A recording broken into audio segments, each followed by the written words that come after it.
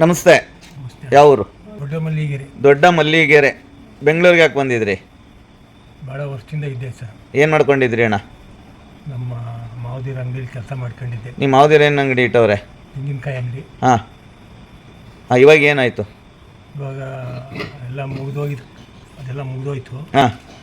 ಈಗ ಸದ್ಯಕ್ಕೆ ಜನಪ್ರಿಯದಲ್ಲಿ ಮನೆ ಮಾಡಿದ್ದು ಎಲ್ಲ ಬಾಡಿಗೆ ಗಿಡಿಗೆ ಏನು ಕಟ್ಟಿನಾರದೆ ಹಾಂ ಎಲ್ಲ ಪೂರ್ತಿ ಕೊಡೋರಿಗೆಲ್ಲ ಒಂದೊಂದು ಸ್ವಲ್ಪ ಕೊಟ್ಬಿಟ್ಟು ಹಾಂ ಬಂದು ಹಾಂ ಒಂದು 15 ವರ್ಷ ದುಡ್ಸ್ಕೊಂಡವ್ರೆ. 15 ವರ್ಷದಿಂದ ದುಡಿಸ್ಕೊಂಡಿದ್ದಾರೆ. ಹಾಂ. ಈಗ ಮುಂದಕ್ಕೆ ನಿಮ್ಮ ಯಾರು ಈಗ ಇಲ್ಲಿ ಆಶ್ರಮಕ್ಕೆ ಕಳಿಸಿದ್ದು ಯಾರು ಅಣ್ಣ? ಬಸವರಾಜು. ಯಾರು ಬಸವರಾಜನವರು? ಚೂಚ ಫ್ಯಾಕ್ಟ್ರಿ. ಯಾಕೆ? ಅದೇ ಈ ಮಾಯಾಜಾಲದರು ಅಲ್ಲೆಲ್ಲ ಬಿಟ್ಟೋಗಿದ್ರಂತೆ. ಹಾಂ. ಅವ್ರ ಅಂಗಡಿ ಮನೆಗೆ. ಇವಾಗ ಇಲ್ಲೇನು ಊಟ ಸಿಗ್ತಲ್ವಾ ನಿಮಗೆ? ಊಟದ್ದೇನು ಪ್ರಾಬ್ಲಮ್? ಏನು ಪ್ರಾಬ್ಲಮ್ ನಿಮ್ಗೆ ಇಲ್ಲಿ? ಅದೇ ಮೊಮ್ಮಕ್ಕಳು ಇದ್ದಾರೆ. ಫ್ರೆಂಡ್ಸು ಭಾಳ ದಿವಸ ಆಯಿತು ಎಲ್ಲರನ್ನೂ ನೋಡಿ. ಫ್ರೆಂಡ್ಸ್ನ? ಹಾಂ. ಆಮೇಲೆ ಮನೆ ಕಟ್ಟಿಸ್ಕೋಬೇಕು. ಇನ್ನೊಬ್ಬ ಮಗ ಇದ್ದಾನೆ. ಮಗ ಏನು ಮಾಡ್ತಾ ಇದ್ದಾರೆ?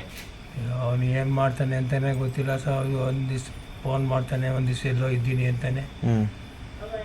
ಫೋನ್ ಯಾರಿಗೆ ಮಾಡ್ತಾರೆ ಅಣ್ಣ? ನನಗೆ. ಎಲ್ಲಿ ನಿಮ್ಮ ನಂಬರು?